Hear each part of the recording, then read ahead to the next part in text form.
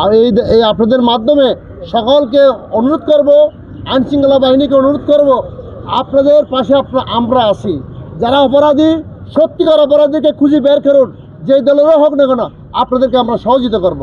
আমরা আপনাদের পাশে থাকব, কিন্তু নিরপরাধ মানুষ, কোনো ভালো মানুষ, কোনো অসহায় মানুষ যাতে কষ্ট না পায়, ওইদিকে আপনারা দৃষ্টি আকর্ষণ করবেন। এবং সর্বোচ্চ মিডিয়া ভাইদেরকে বলবো যে তথ্য প্রযুক্তি ব্যবহার করে যে শোকতকে ফাঁসানো হয়েছে, এই তথ্য প্রযুক্তিকে পরীক্ষা নিরীক্ষা করে আপনারা এই যে নিউজটা করেছেন বিভিন্ন জায়গায়, এটা আবার পুনরায় আপনারা ওনার এই নিউজটা পুনরায় আবার করবেন, যেহেতু সত্য মিথ্যা উদ্ঘাটন করবেন।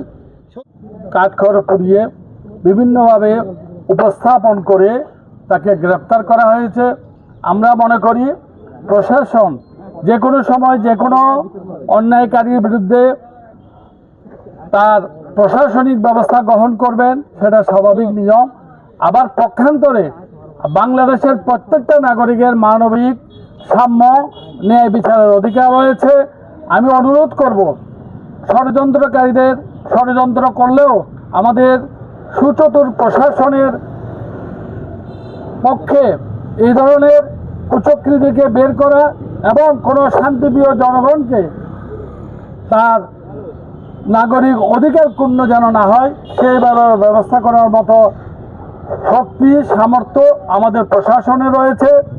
যেই শওকত আলীকে আমরা চিনি, সে একজন পরিচ্ছন্ন ব্যক্তি, সে কোনো সময় কোনো অন্যায়ের কাছে এবং খারাপ কোনো কিছু করেছে সাধারণ জনগণের চোখে সেটা আমরা জানি না।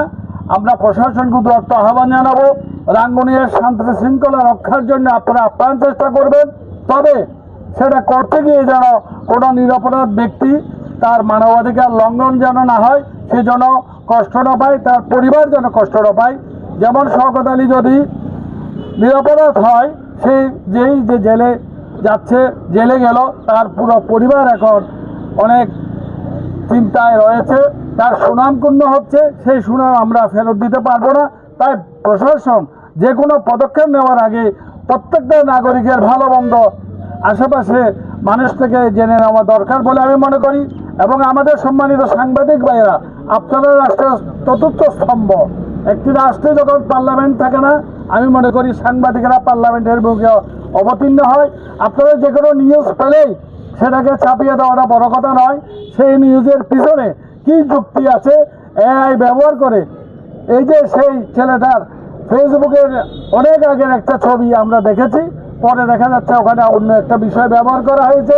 এটা আপনারা সাংবাদিকেরা এটার এই রহস্য বের করে প্রকৃত অপরাধীকে ধরার জন্য আপনারা চেষ্টা করবেন, সে অনুরোধ রইল। মিথ্যা গুজব ছাড়িয়ে